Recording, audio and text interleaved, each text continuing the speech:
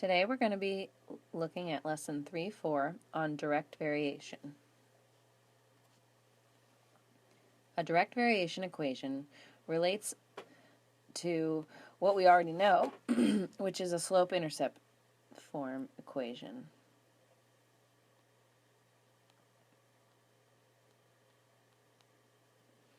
So if you compare the two, you can see that in the direct variation equation, which is y equals, excuse me, kx, the k is the same as the m in the slope-intercept form equation.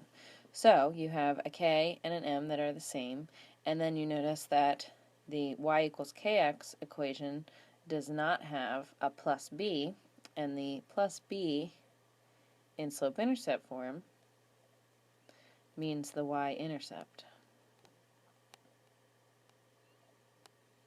So the direct variation equation does not have plus b. It does not mean that it doesn't have a y-intercept, but what it does mean is the y-intercept is 0. And the y-intercept is important when you're graphing direct variation equations or any equation in general, because that's usually the point that you start your graph. So they also call the value for k constant of variation, that's another name for it, as well as constant of proportionality, and it also, again, represents the slope. And like I said, slope is m in y equals mx plus b, which is slope-intercept form, another form of an equation that we'll learn how to graph in a future lesson. So here we're going to name the constant of variation, which we said was the same as slope. And we need to also then find the slope of the line that passes through 0, 0, and 4, 1, which are 2 points on the line. And so we should get the same for the slope as we do for the constant of variation.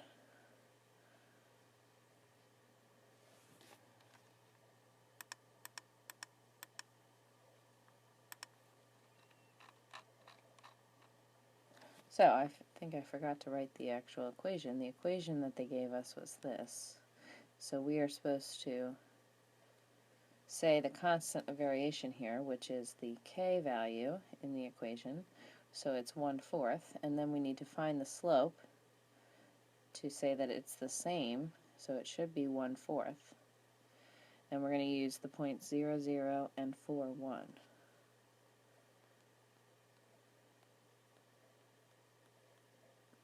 To find slope, we need to subtract the y values, so the y coordinates, which are 1 and 0.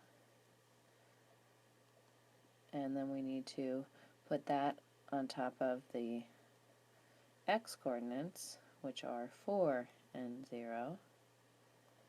So 1 minus 0 is 1, 4 minus 0 is 4. So our slope that we found is the same as our k value, which is the same as constant of variation and also constant of proportionality. So we have another one here. Name the constant of variation for y equals negative 2x. Then we need to find the slope of the line that passes through 0, 0, and 1, negative 2, which are 2 points on the line. So it should be also negative 2. So in the equation y equals negative 2x, the k value is negative 2. So that's our constant of variation. And then if we find the slope of the 2 points, one of which is 0, 0, and 1, negative 2,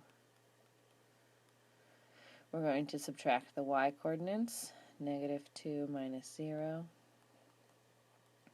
over the x coordinates, 1 minus 0.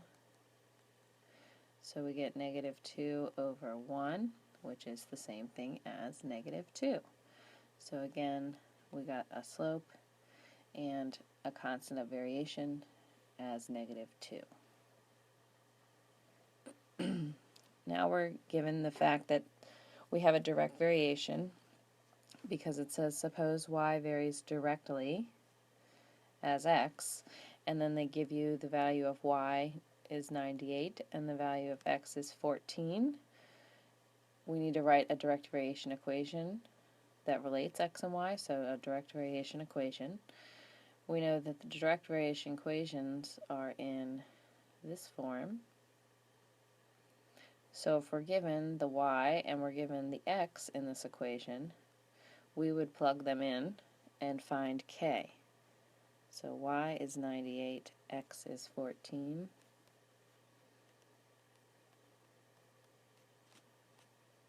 The form is y equals kx to write our equation, so we're going to plug in 98 for y and 14 for x. Usually we see the number comes before the variable, so I'm going to rewrite that. And then to solve for k, we would need to divide the 14 on both sides, which gives us 7. So k would be 7. Now if we plug that into our equation, our direct variation equation is y equals 7x. Now we're asked to find another value, and it says find y when x is negative 4. So we're going to plug in x is negative 4, and we're going to find y. So y is 7 times negative 4, or negative 28.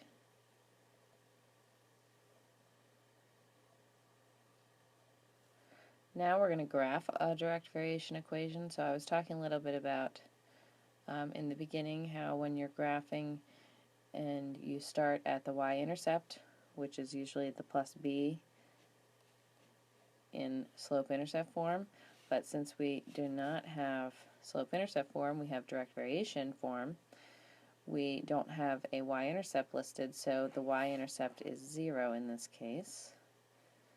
And you always start your graph at the y-intercept. So I'm going to start my graph at 0.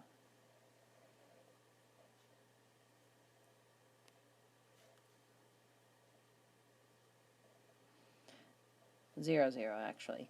And then I'm going to use my slope to continue my graph. So from 0, 0, I'm going to count up 6 because slope is rise over run. And that would mean up 6 because 6 is positive. So I'm going to count 6 up on the y-axis. 1, 2, 3. And I'm not actually supposed to put a point there. Whoops.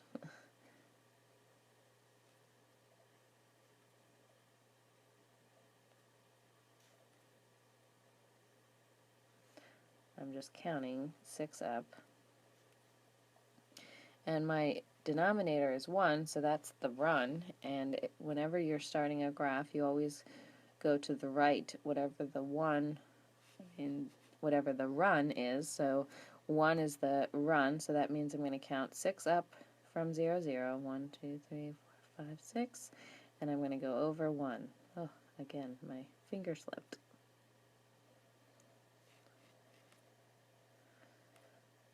Sorry about that.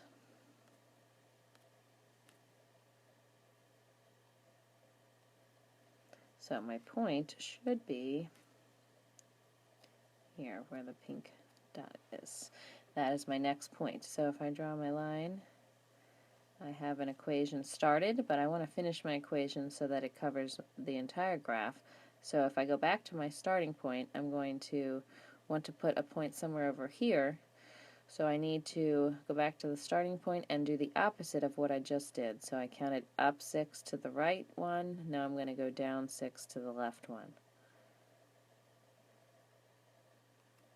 And put a point. And that would be my second point, or my third point. So then I have a full graph, and I'd be done. Now we're going to graph y equals 2/3 x. So again, think of it as 2 over 3, rise over run.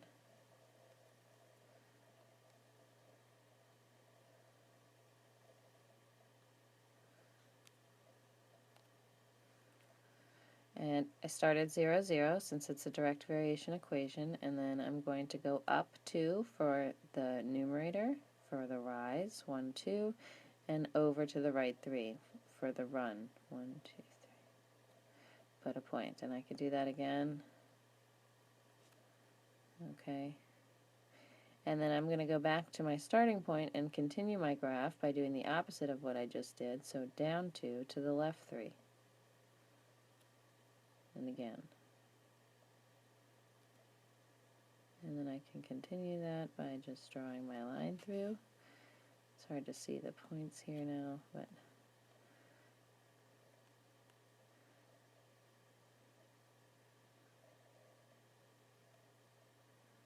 make it a little bit clearer. Okay, and I have my graph. Now we're going to do it again with y equals negative 5x.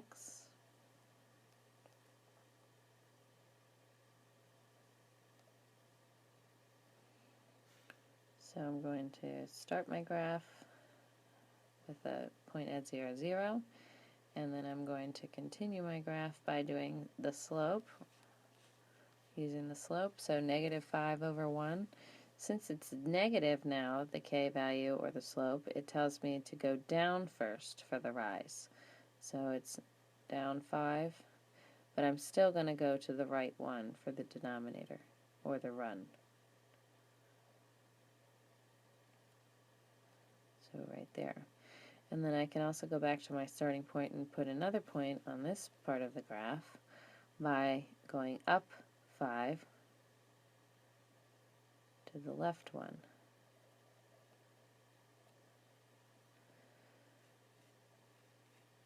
And then I'm going to connect my line. Apologize, my hand's a little bit shaky here. Okay. And then one more. We have y equals 3/4 x.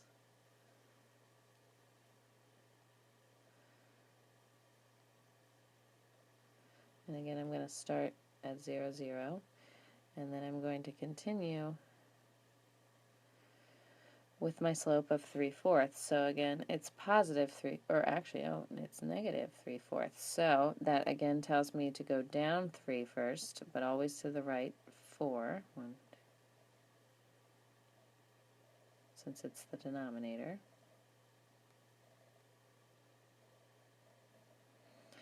And then I'm going to go back to my starting point and put another point over in this direction, which is going to be up 3 to the left 4.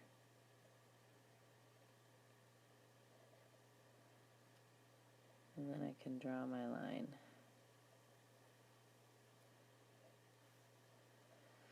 And then I'm done my graph. Now we have one more word problem. This is talking about a hot air balloon's height. It says it's varying directly as the balloon's ascent time in minutes. So we have a direct variation equation that we need to write. And they want us to use d and t instead of y and x. So we know that the direct variation equation is in the form y equals kx. Well, we want it to be in the form with d and t instead of y and x. So we need to figure out what d is and what t is, which one is x and which one represents y. So we need to figure out what depends on what.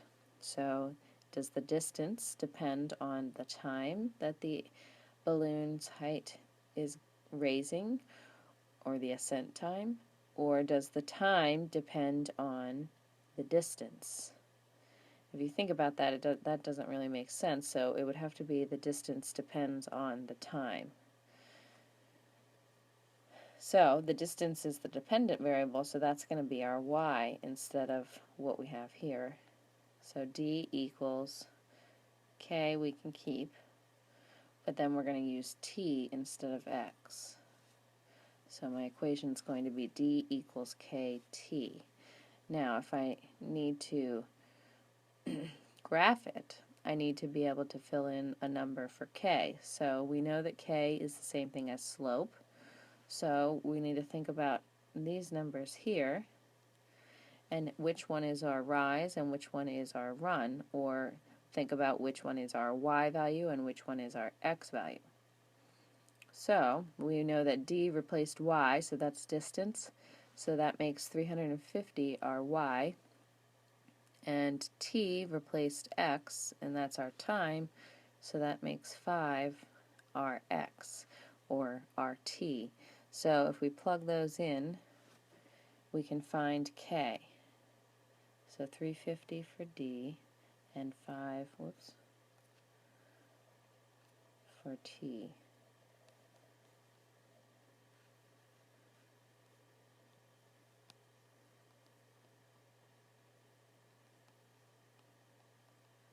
And again, to find k, I usually put the number before the variable. That tells me it's multiplication, so then I need to cancel it out by dividing. So I get 70 for k.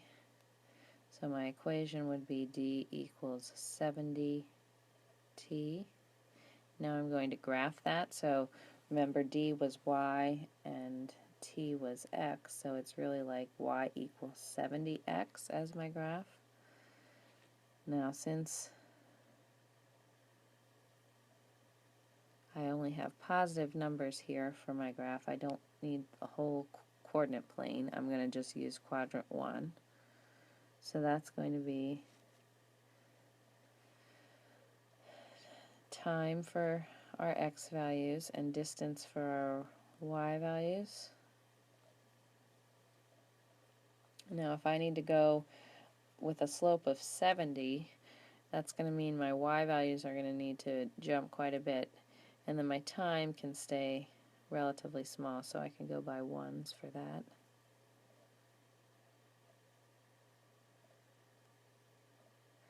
But maybe I want to go by 20s.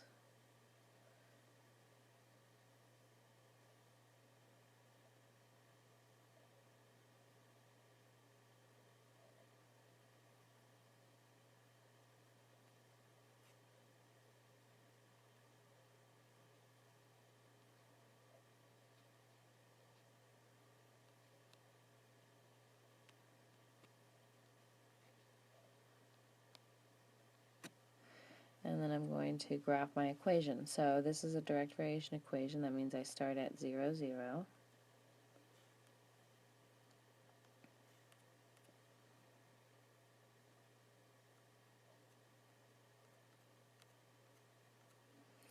Okay, and then from there, I'm going to move up 70 over 1 to the right, because my slope is 70, so up 70 is about in the middle of 60, and 80 over 1 would be about here. And I'm making these kind of thick so I can draw the line through them and you can still see. Then we're going to go up 70 again, which is about 140, and then over 2, and then up again. We can do one more time, and then over to 3, and then I'm going to draw my line through, and my graph is complete. Now I'm going to use my equation to solve a few problems. So I have d equals 70t. I need to estimate how many minutes it would take to ascend 2100 feet. So that would mean distance goes in as d, so 2100 goes in for d, and I'm solving for t. So I divide by 70. That gives me t equals 3. So it would take 3 minutes to ascend 2100 feet. And one more. About how many minutes would it take to ascend 3,500 feet? That would be a similar problem to what we just did. So I'm plugging in 3,500 instead of 2,100. And I'm still dividing by 70 to solve for t. So t would be 5. So it would take 5 minutes to ascend 3,100 feet. And that concludes our lesson. Oh, I just missed the 20-minute mark. All right.